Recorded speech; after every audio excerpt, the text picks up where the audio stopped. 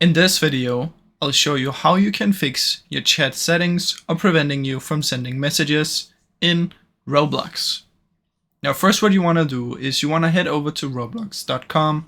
From in here, log into your account, and after that you want to click here and go to settings.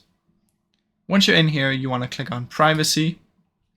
Make sure account restrictions are disabled, so make sure this one is gray and not green.